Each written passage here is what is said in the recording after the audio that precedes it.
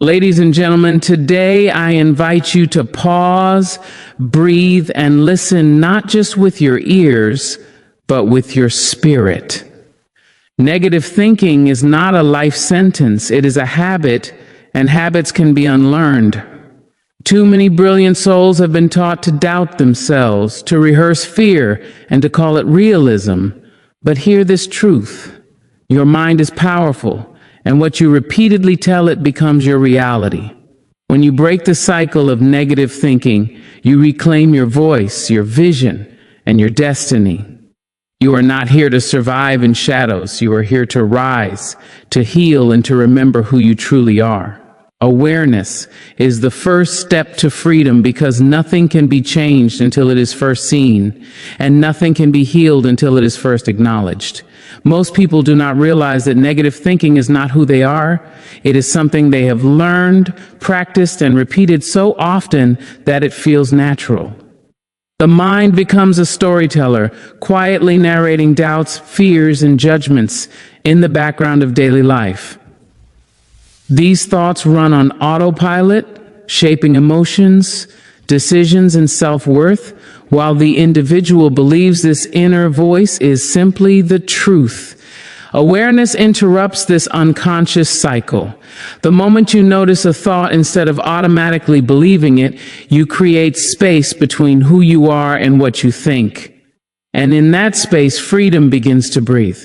So many people live their entire lives inside patterns they never chose. They wake up with worry, walk through the day with self-criticism, and fall asleep rehearsing regret without ever questioning the source of these thoughts. Awareness asks a gentle but powerful question: why am I thinking this way? It does not accuse, it does not shame, it simply observes. Observation is revolutionary because it shifts you from being a prisoner of your thoughts to becoming a witness of them. When you watch your thoughts instead of drowning in them, you begin to recognize how repetitive they are, how predictable they sound, and how often they are rooted in old wounds rather than present truth. Negative thinking often begins as protection. At some point in life, the mind learned that expecting the worst felt safer than hoping for the best. It learned that self-criticism could prevent rejection, that fear could prevent failure, that doubt could prevent disappointment. Awareness allows you to see that these thoughts once served a purpose, but they no longer serve your growth. This understanding replaces self-hatred with compassion. You stop fighting your mind and start understanding it. You realize you were never weak for thinking negatively. You were adapting to pain with the tools you had at the time. When awareness deepens, you start to notice how thoughts affect the body. A single negative thought can tighten the chest, shallow the breath, and burden the shoulders. You feel it as heaviness, fatigue, or restlessness. Awareness reconnects you to this mind-body relationship.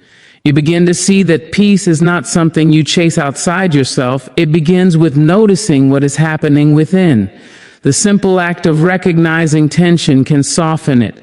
The simple act of noticing fear can weaken its grip. Awareness also exposes how negative thinking distorts reality. The mind exaggerates mistakes, minimizes strengths, and predicts failure without evidence. When you become aware of this distortion, you stop treating every thought as a fact.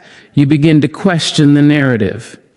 Is this thought true, or is it familiar? Is it based on evidence or on memory? Awareness does not force positive thinking. It invites truthful thinking. And truth is far more liberating than forced optimism. As awareness grows, you start to catch thoughts in real time. You notice the moment you say, "I am not enough," or "this will never work," or "I always fail."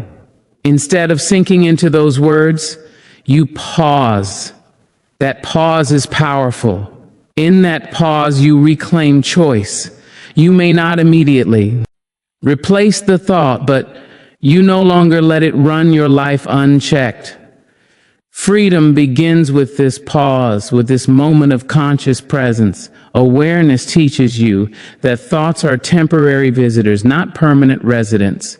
They arise, they linger, and they pass if you do not cling to them.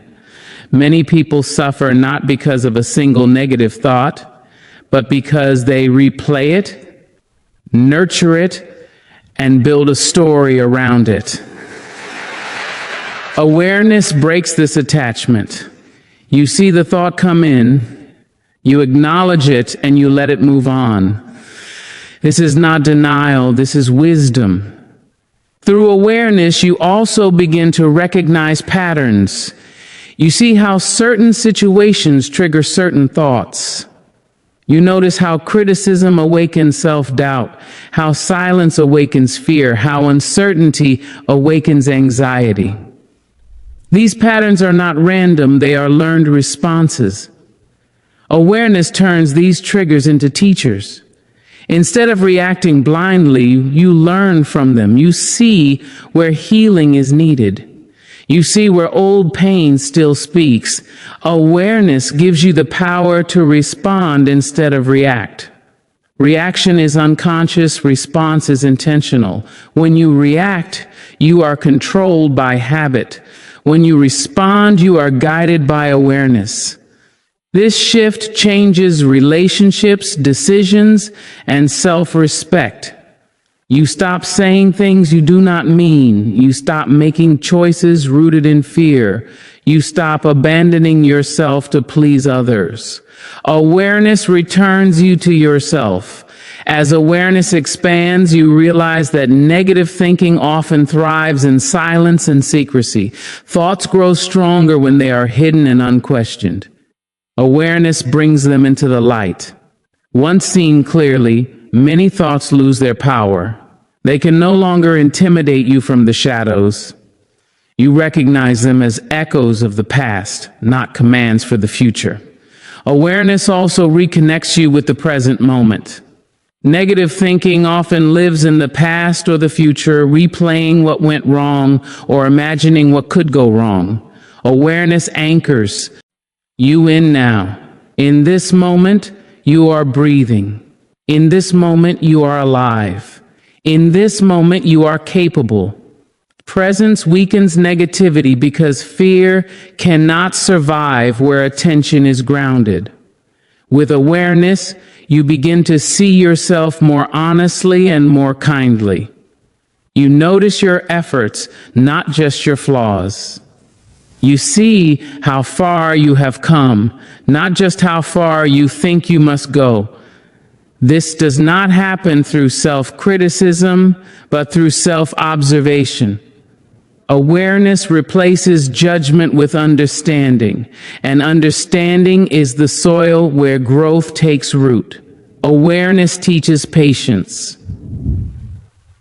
You learn that breaking negative thinking is not a single decision, but a daily practice. Some days you will catch your thoughts quickly, other days they will slip past unnoticed. Awareness does not demand perfection. It invites consistency. Each time you notice a thought, even after it has caused pain, you strengthen the muscle of consciousness. Through awareness, you also learn that you are not alone in this struggle. Every human mind carries fear, doubt, and insecurity. Awareness dissolves the illusion that you are broken or uniquely flawed. You see that negative thinking is part of the human condition, not a personal failure. This realization softens shame and opens the door to healing. As awareness deepens, freedom feels less like escape and more like alignment. You align your thoughts with your values, your actions with your truth, your inner voice with compassion. You stop living at war with your mind. You begin to cooperate with it. Awareness becomes a gentle guide, reminding you when you drift and welcoming you back without punishment. Awareness also reveals the power of choice. You may not choose the first thought that appears, but you can choose the second thought, the response, the meaning you assign. This is where freedom lives, not in controlling the mind, but in guiding it, not in silencing thoughts, but in relating to them differently. Over time, awareness changes the tone of your inner dialogue. The voice that once criticized begins to soften. The mind that once predicted failure begins to allow possibility. This shift does not happen because you force it, but because awareness naturally brings clarity, and clarity brings change. Awareness reminds you that you are more than your thoughts. You are the one who notices them. You are the space in which they arise. This realization is liberating. When you know who you are is larger than what you think, negativity no longer defines you. It becomes an experience, not an identity. With awareness, you begin to live more deliberately. You choose words that heal instead of harm. You choose beliefs that support instead of sabotage. You choose to pause, to breathe, to reflect. These small choices, repeated daily, reshape the mind. Awareness does not promise a life without negative thoughts. It promises a life where negative thoughts no longer control the direction of your journey. It promises consciousness instead of captivity, understanding instead of resistance, presence instead of fear. Your words shape your inner world long before they shape your outer circumstances, because language is not just a tool of communication, it is a tool of creation. Every word you speak, whether aloud or silently within your mind, carries direction, meaning, and emotional weight. Most people underestimate the power of their daily self-talk.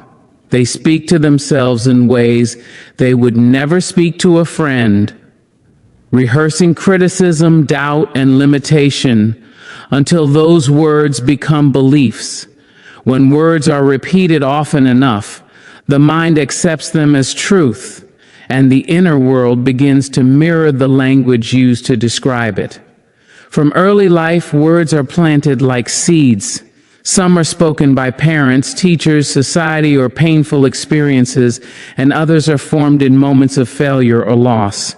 A single sentence spoken in a vulnerable moment can echo for years. Statements like, "I am not good enough," "I always mess things up," or "I don't deserve better," quietly build an internal environment of fear and self-rejection. Over time, these words become the lens through which life is interpreted. Opportunities are dismissed, confidence is weakened, and hope feels distant, not because of reality, but because of the inner language shaping perception. Words have the power to either imprison or liberate. When negative language dominates the inner dialogue, the mind becomes a hostile place. Even success feels temporary because the words spoken within are already preparing for failure. Your inner world becomes crowded with judgments, comparisons, and imagined endings that never come to pass.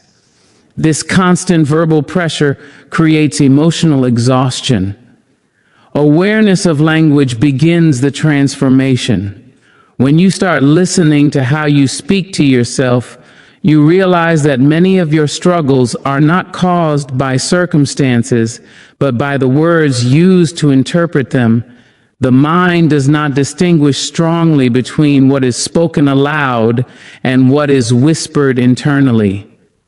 Both carry authority.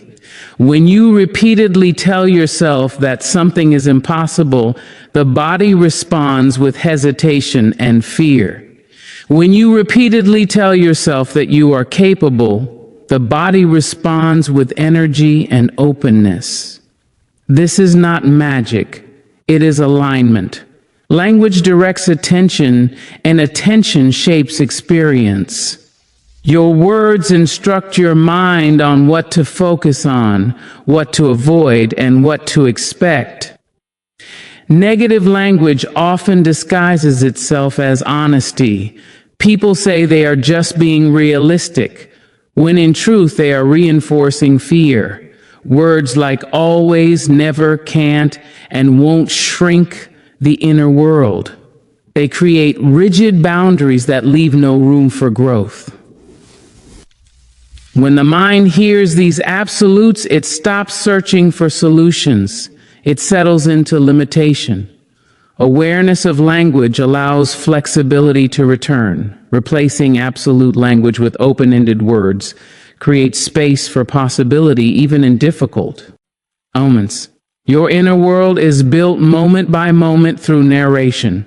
The story you tell yourself about who you are and what your life means becomes the emotional climate you live in. If the story is harsh, the inner world feels unsafe. If the story is compassionate, the inner world becomes supportive.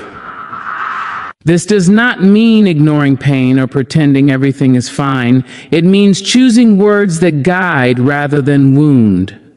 Words can acknowledge struggle without declaring defeat. Language also shapes identity. When you repeatedly label yourself as weak, broken, or unworthy, the mind organizes around those labels. You begin to act in ways that confirm them. This is how self-fulfilling patterns form. When you shift your language, you interrupt this cycle. You stop defining yourself by moments of failure and start describing yourself as someone in progress.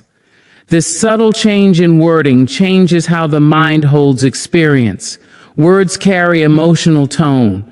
The same situation described with different language produces different feelings. Saying I failed again feels heavy and final. Saying I am learning feels open and active. The event may be the same, but the inner response changes. Over time, these responses accumulate. A life narrated through condemnation feels heavy. A life narrated through understanding feels lighter, even when challenges remain. Your words also influence how you relate to fear.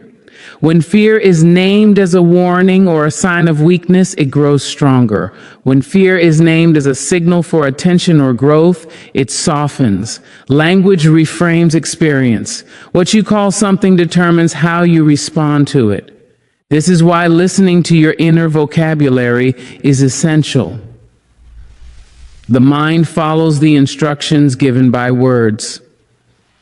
Many people unknowingly reinforce negative thinking by speaking in future-focused language filled with dread. Phrases like something bad will happen or this won't end well train the mind to anticipate loss. The inner world becomes a place of constant tension. When language is brought back to the present, the mind relaxes. Words grounded in now reduce anxiety because they remove imagined endings. Your inner world also responds to encouragement. When words of support are introduced, even gently, resistance may appear at first. The mind may reject positive language because it feels unfamiliar. This is not failure, it is adjustment. Negative words have been practiced for years. New language feels awkward before it feels natural. Consistency matters more than intensity. Repeating kind, honest words begins to rewire inner patterns. Words are not just expressions of thought, they shape emotion. Speaking harshly to yourself activates stress. Speaking kindly activates calm. The nervous system listens to language. This is why the way you speak to yourself during difficulty matters. Compassionate words do not remove challenges, but they change how the body carries them. Language also affects memory. The way you describe past events determines how they live within you. If the past is narrated as proof of failure, it continues to hurt. If it is narrated as evidence of survival and growth, it becomes a source of strength. You cannot change what happened, but you can change the words used to hold it, and that changes its emotional weight. As you become more conscious of language, you begin to choose words instead of repeating them unconsciously. You notice when self-criticism appears and you soften it. You notice when hopeless language arises and you reframe it. This is not about pretending. It is about guiding the mind toward truth that heals rather than language that harms. Words also influence expectation. When you expect failure through language, effort decreases. When you expect learning, effort increases. The inner world becomes a place where trying feels safe. Safety is essential for growth. Harsh language creates inner danger. Supportive language creates inner permission. Your words are constantly listening to you. The mind believes what it hears repeatedly. This is why change begins with listening. When you hear yourself clearly, you gain power. You realize that you are not obligated to repeat old phrases. You can choose new ones. This choice reshapes the inner environment gradually but deeply. Language also shapes hope. Hope is not blind optimism. It is a willingness to believe in possibility. Words of possibility keep the inner world open. In uncertainty, saying "I will find a way" creates movement. Saying "there is no way" creates paralysis. The difference lies in language. Your inner world becomes a reflection of your most frequent words. When words are rooted in fear, the inner world contracts. When words are rooted in honesty and compassion, the inner world expands. This expansion does not remove struggle, but it gives you room to breathe within it. As language shifts, identity shifts. You begin to see yourself not as someone trapped by thoughts, but as someone shaping them. This realization restores dignity and agency. You are no longer at the mercy of the mind's old vocabulary. You are learning a new language of self-respect. Words are powerful because they repeat. What you repeat becomes familiar, and what becomes familiar feels true. By choosing words consciously, you choose the emotional landscape you live in. The inner world becomes less hostile, less critical, more supportive. When you speak to yourself with intention, the mind responds with clarity. Confusion decreases. Self-trust increases. Decisions become steadier. This is not because life becomes easier, but because the inner voice becomes kinder and more reliable. Your words shape how you experience yourself in every moment. They are always building, always shaping, always influencing. When you choose words that align with growth rather than fear, the inner world begins to change quietly but profoundly. You are not your past thoughts, even though they may have followed you for years, spoken in familiar tones and shape the way you see yourself. Thoughts can feel personal, intimate, and authoritative, but they are not identity. They are experiences that move through the mind, influenced by memory, emotion, conditioning, and circumstance. Many people confuse repetition with truth. When a thought has been repeated long enough, it feels like who you are. But familiarity does not equal fact, and persistence does not equal ownership. From childhood onward, the mind absorbs messages without consent. Words spoken by others during moments of vulnerability sink deep into consciousness. A careless remark, a harsh judgment, or a moment of rejection can plant a thought that quietly returns again and again. Over time, these thoughts begin to sound like your own voice. They say things like, "You are not enough, you always fail, you will never change." Because they have been present for so long, you begin to believe they define you. But these thoughts were learned, not chosen, and what is learned can be unlearned. The mind is a recorder of experience, not a judge of worth. It stores moments of pain to prevent them from happening again. It replays old fears to keep you alert. In doing so, it often drags the past into the present. Thoughts that once arose in moments of fear continue to surface long after the danger has passed. You may no longer be in the situation that created them, yet the thoughts persist as if time has not moved. Recognizing that these thoughts belong to a different moment in your life is an act of liberation. Many people live as if they are sentenced by their mental history. They believe that because they once thought a certain way, they must always think that way. This belief keeps them trapped in cycles of shame and self-doubt. But growth is evidence that identity is not fixed. The fact that you can observe your thoughts now means you are already different from the version of you who first believed them. Awareness itself is proof of change.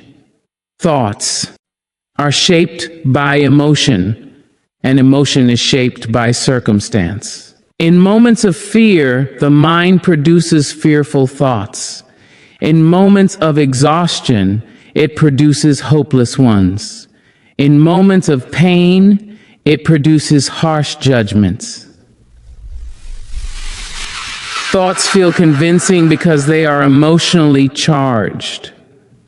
But when the emotion shifts, the thoughts shift too. This reveals their temporary nature. If a thought changes with mood, it cannot be the core of who you are. Your true self is the one who notices the thought, not the thought itself. There is a difference between having a thought and being defined by it. When you say, "I am thinking that I am not enough," you create distance between the observer and the content. That distance is powerful.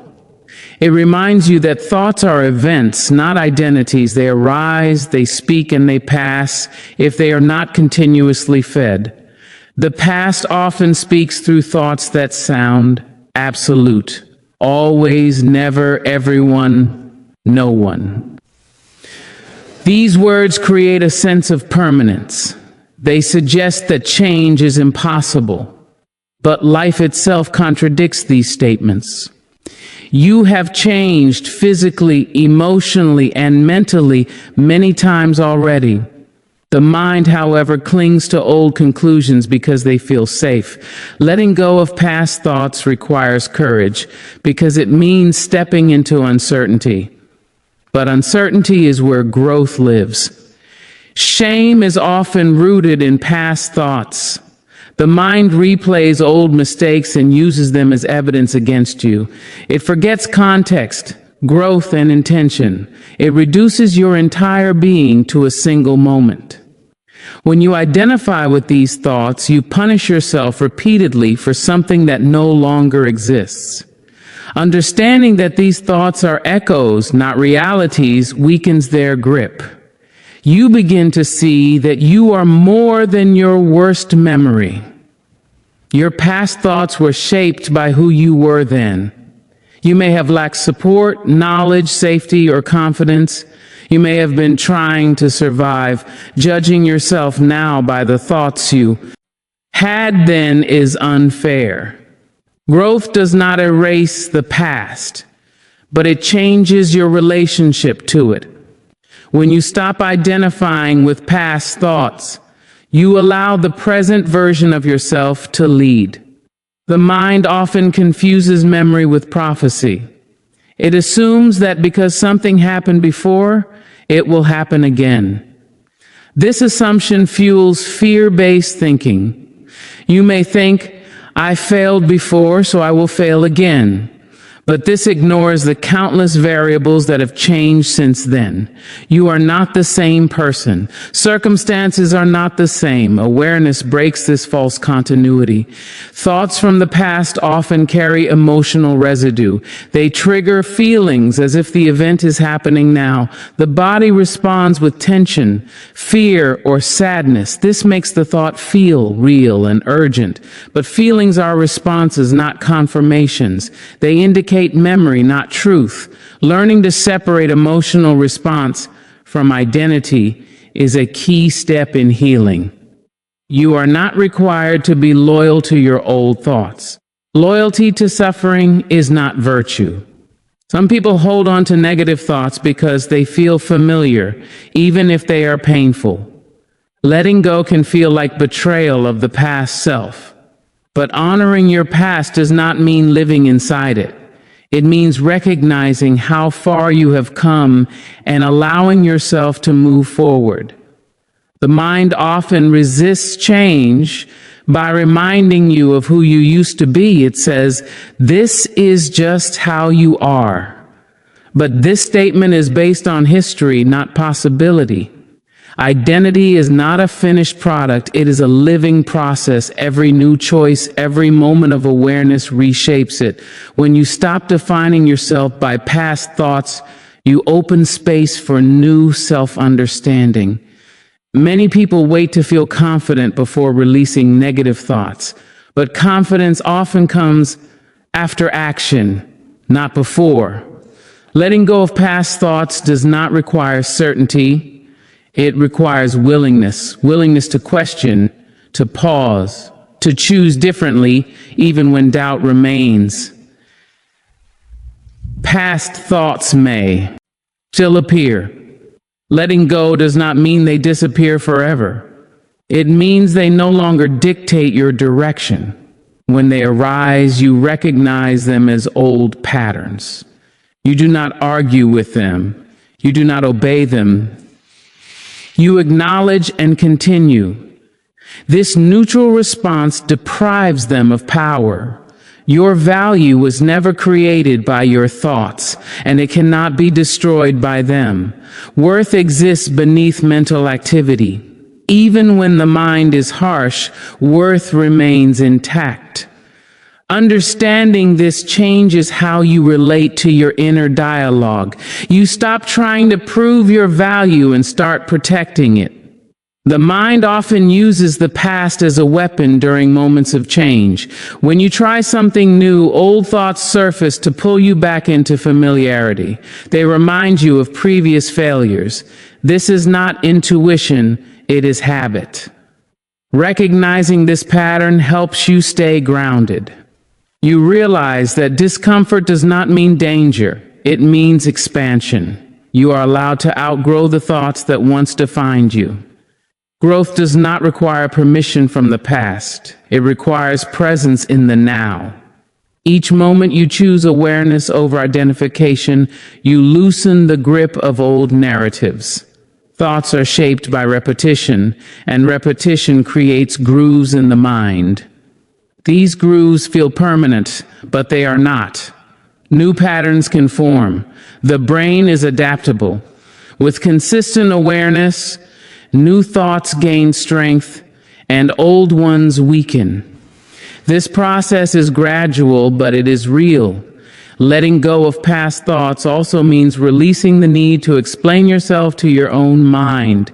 You do not have to justify why you deserve peace, confidence, or change. These are not rewards for perfection.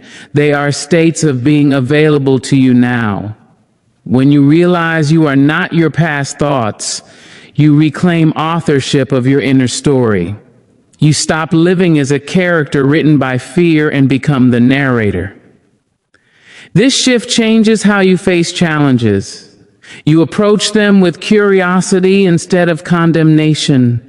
The past can inform you, but it does not have to define you. Lessons can be kept without carrying the weight of old judgments. Wisdom does not require self-punishment. It requires understanding. As you loosen identification with past thoughts, space opens within you. In that space, new qualities emerge: patience, courage, compassion. These qualities were always there, but they were crowded out by noise. Silence allows them to be felt. You are not broken because you once thought negatively. You were human. You adapted. You survived. Now you are learning. This learning is not a rejection of who you were, but an evolution. Every time you notice a thought and choose not to define yourself by it, you step into freedom. This freedom is not dramatic. It is quiet. It feels like relief. It feels like room to breathe. It feels like permission to become who you are now, not who you were when those thoughts were born. Healing begins with self-compassion, because nothing wounded has ever been restored through cruelty. Many people believe that harshness will force them to improve, that criticism will keep them disciplined, and that kindness toward themselves will make them weak. This belief is deeply ingrained, especially in those who have learned to survive through endurance rather than care. Yet the truth remains that growth does not come from punishment. It comes from understanding. Self-compassion is not self-indulgence. It is self-respect in action. From early experiences, many people learn to associate love with performance. They are praised when they succeed and ignored or criticized when they fail. Over time, this pattern becomes internalized. The inner voice takes on the role of judge, measuring worth through achievement and obedience. When mistakes happen, the response is immediate condemnation. This inner harshness is mistaken for responsibility. In reality, it keeps wounds open. Healing cannot occur in an environment where the self is constantly under attack. Self-compassion begins with recognizing pain without minimizing it. Instead of dismissing suffering or comparing it to others, compassion allows pain to be acknowledged as real and valid. This acknowledgement does not deepen pain, it softens resistance to it. When pain is seen, it no longer has to shout. The body relaxes when it feels understood. The mind becomes less defensive when it is not being blamed. Many people fear self-compassion because they believe it will excuse their flaws. But compassion does not deny accountability. It changes the tone in which accountability is held. Instead of saying, "What is wrong with me?" compassion asks, "What happened to me?" This shift opens the door to insight rather than shame. Shame paralyzes. Insight empowers. Nervous system responds to compassion with safety. When the inner voice is gentle, the body feels less threatened. This allows clearer thinking, emotional regulation, and openness to change. Harsh self-talk activates stress responses that narrow perception. Compassion broadens it. It allows you to see options where before there was only fear. Healing requires honesty, and honesty requires safety. Without compassion, honesty feels dangerous. The mind hides, defends, and distorts to avoid pain. With compassion, truth can surface without punishment. You can admit fear, sadness, or anger without feeling broken. This creates a foundation for genuine healing rather than surface-level coping. Self-compassion also challenges the belief that suffering must be earned. Many people feel undeserving of rest, peace, or kindness unless they have proven their worth. This belief keeps them exhausted and disconnected. Compassion reminds you that worth is not conditional. You do not have to be perfect to be kind to yourself. You do not have to finish healing to deserve care. When mistakes happen, compassion changes the response.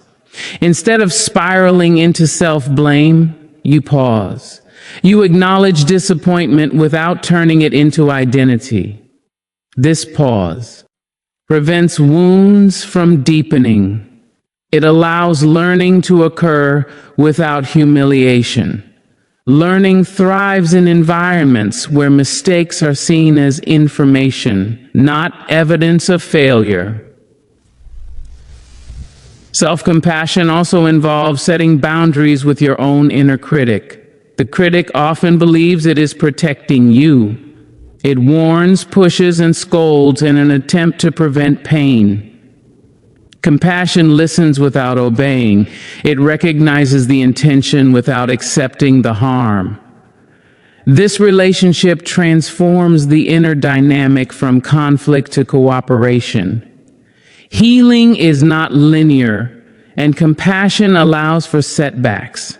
Without compassion, setbacks feel like proof that change is impossible. With compassion, they become part of the process. You understand that growth includes pauses, detours, and moments of fatigue.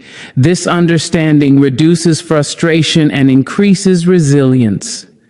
Many people extend compassion easily to others but deny it to themselves. They comfort friends in pain while shaming themselves for the same struggles. This double standard creates inner division. Healing integrates what you offer outwardly with what you allow inwardly.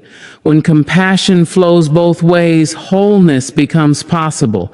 Self-compassion also reshapes motivation. Instead of being driven by fear of failure, you begin to move from care. Care is a sustainable motivator. Fear exhausts. Compassion supports long-term change because it aligns effort with well-being. You act not to prove your worth, but to support your life. Pain that is met with compassion begins to soften. This does not mean it disappears immediately. It means it no longer defines you. You can hold pain without being consumed by it. This capacity grows with practice. Each compassionate response strengthens inner trust. Self-compassion invites patience. Healing unfolds in its own time. Rushing it creates pressure. Compassion allows you to respect your pace. It reminds you that becoming whole is not a race. This patience reduces the urge to quit when progress feels slow. Compassion also reconnects you with humanity. When you see your struggles as part of the human experience, isolation decreases. You realize that imperfection is not a personal defect, but a shared reality. This perspective reduces shame and increases belonging. The voice of compassion is calm and steady. It does not shout or threaten, it guides, it reassures. Over time, this voice becomes more familiar. The mind begins to trust it. Trust changes how you relate to yourself during difficulty. You stop abandoning yourself when things get hard. Self-compassion does not remove responsibility. It makes responsibility bearable. When you feel supported internally, you are more willing to face challenges. You are less likely to avoid or deny problems. Compassion creates courage. Healing often brings up old pain. Without compassion, this pain feels overwhelming. With compassion, it feels manageable. You can sit with discomfort without needing to escape. This presence allows unresolved experiences to be processed rather than suppressed. Self-compassion also changes how you speak to yourself. Language softens, judgment decreases, encouragement increases. This shift in language affects emotion, behavior, and self-image. The inner world becomes a place of refuge rather than conflict. As compassion grows, self-trust grows. You begin to believe that you can handle life with care rather than force. This belief changes how you approach uncertainty. You no longer brace for impact. You stay open. Compassion teaches you to listen to your needs. Fatigue, sadness, and frustration become signals rather than weaknesses. Responding to these signals prevents burnout. Healing is supported by listening. Self-compassion also allows forgiveness. Not forced forgiveness, but natural release. When understanding replaces blame, holding on to anger becomes unnecessary. Forgiveness arises from clarity, not obligation. The practice of compassion is simple but not easy. It requires consistency. It requires awareness. Each moment of kindness toward yourself is a step toward healing. These moments accumulate. They reshape the inner landscape. Healing does not mean erasing pain. It means relating to it differently. Compassion changes relationship. Pain becomes something you care for, not something you fight. When self-compassion becomes habitual, the inner world changes tone. There is less tension, less urgency, less fear. In this environment, healing continues quietly, steadily, honestly.